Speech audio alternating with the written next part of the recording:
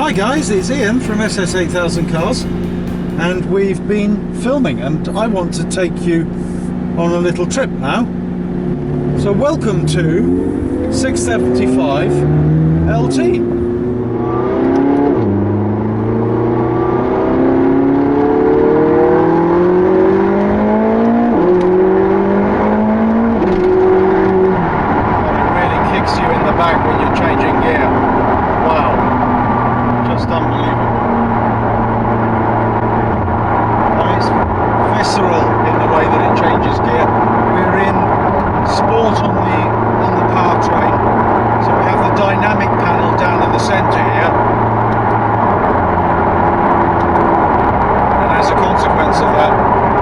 The two buttons. So the handling on the powertrain. The handling I have set in normal, and I have the powertrain in sport. My goodness, I dread to think what it must be like putting the powertrain in track.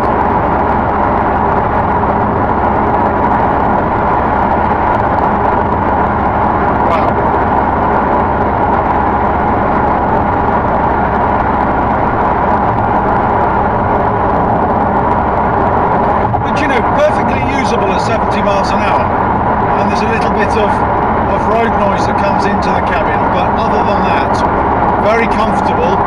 Suspension, as I've said, is very compliant and easy to drive at this speed, if not a little difficult to carry on a normal conversation. So one of the first trips on camera in the LT, and we took delivery of the LT about, I suppose about 3 weeks ago now. So we've done 365 miles, and our mission now is to run the car in. That's the major plan, and that's the lift going down because we had it in the field for some pictures. Now this car is an unusual car in the sense that not only is it a 675 LT, of which there were 500 made plus a number for show purposes, so we think there's about 503 models made. And as you probably know, they've recently done the same process with the 675 LT Spyder, which has just started production now.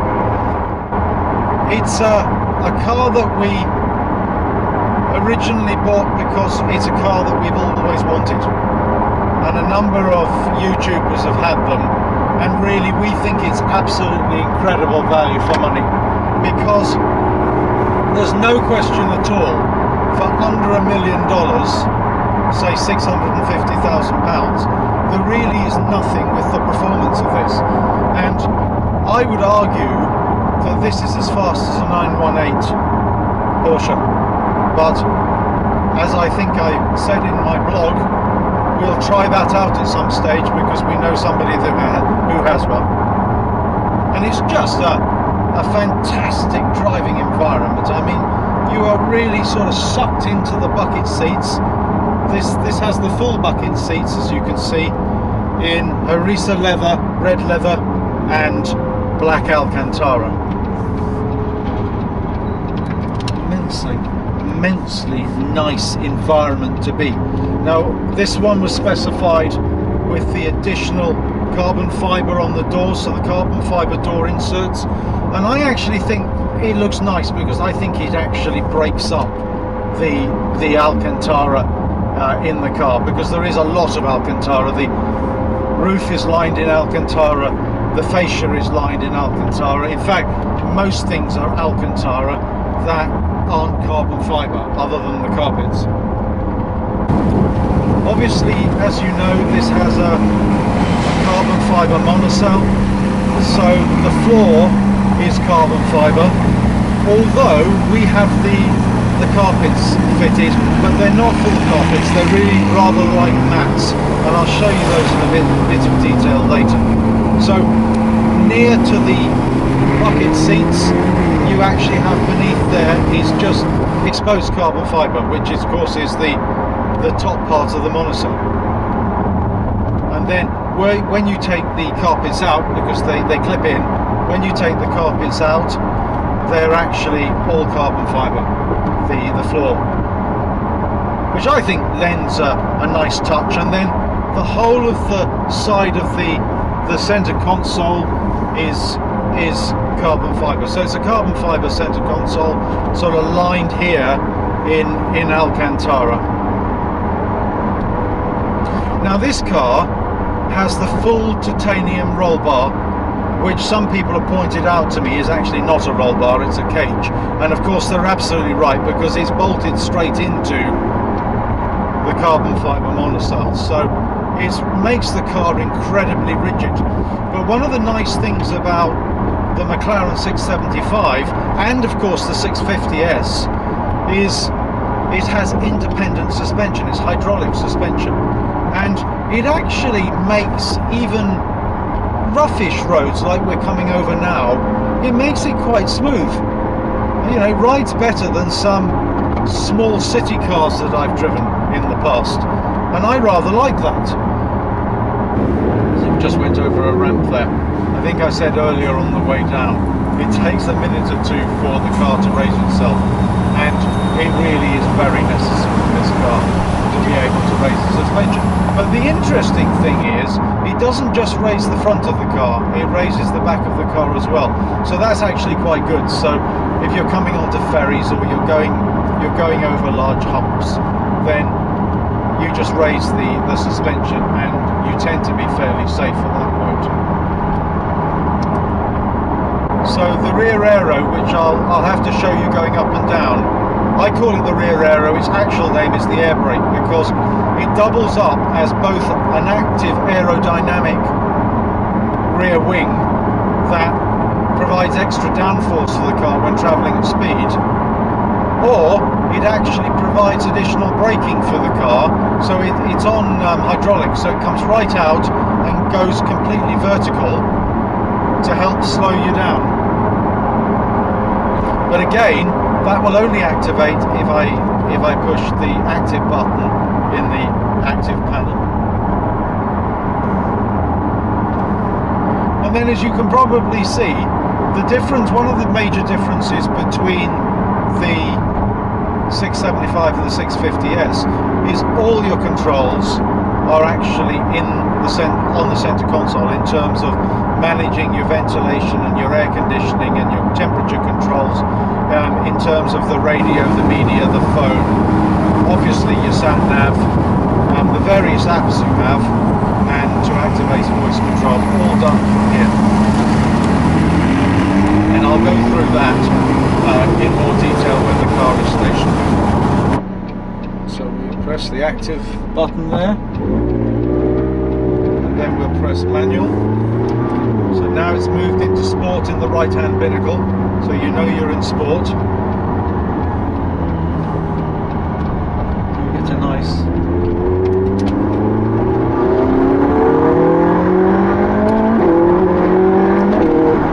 see how quickly you build up speed. It's just fantastic. I mean, I can't wait until this car is running.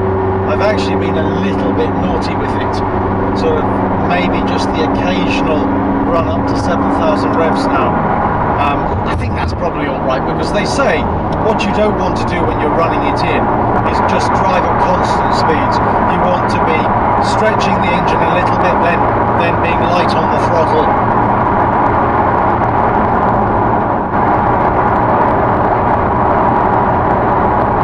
One of the things about the rear air brake, of course, is you can't see a thing out your rear window. You have to rely completely on the wing mirrors. One of the things that I think is absolutely extraordinary for a company that's been in business for 6 years like McLaren has, is how beautifully put together the car is. Because normally that takes a number of iterations. I mean, if you've gone through all the different Porsches like I have, so the 996, the 997, and prior to the 996, each version that came out had just a slight quality improvement until you got to the 991, which is the latest version, which is absolutely extraordinary in terms of the way that it's finished. But it took them a number of different versions, and quite often Porsche got quite a lot of criticism for the fact the cars weren't as well put together as maybe they should be for the money. Now I know this is in a different price league to the Porsche 911, even the turbo, but ultimately they've nailed it immediately. Now I know you had the 12C and then, sorry, the MP4 12C and then the 12C before the 650S. So there were a number of iterations, but they came out really quickly. You know, you maybe had them launching cars almost on a year to 18 month type of time limit, and you know, the car is really nicely put together. There are no rattles, everything, all the instrumentation, all the secondary controls like the indicators and the lights and the arms for lifting the suspension and the cruise control are just, they're really tactile to use. And I think that's maybe the thing that surprised me most about McLaren. I wasn't expecting it to be so well put together maybe at this stage. It'd be interesting to see actually, because of the forces that are at work in this car. So when you're really using the power, remember 675 HP, which translates into 666, the number of the beast, bhp. This is actually what we call this car. We call it La Bête, which of course is French for beast, and it's incredibly appropriate, especially in the Stealth Black. I mean, I think the Stealth Black, which as I said earlier isn't black, it's dark grey, is just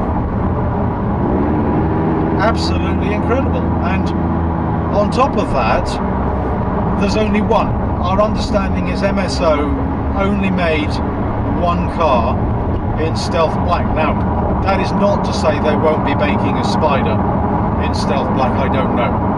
But certainly in the coupe, this was a one-off, is my understanding. Come back to me if you've seen another.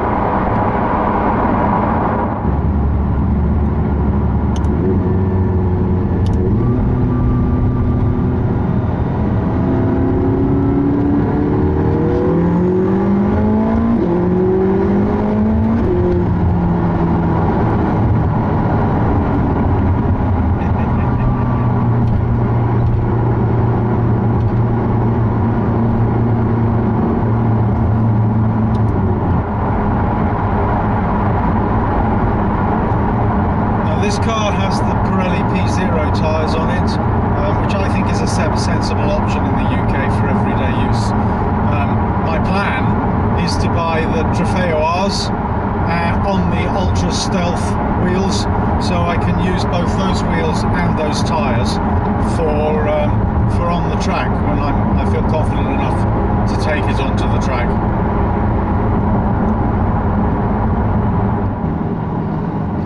There's no question that you'll never be able to explore the outer limits of the car's performance on the road.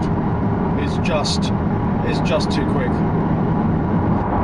Okay guys, well I hope you found that interesting. With all the other footage, I think it's going to be quite an interesting video. So fantastic first road trip in the McLaren 675. Very happy. Ian signing off. SS8000 Cars. Please make sure you subscribe. Thanks a lot.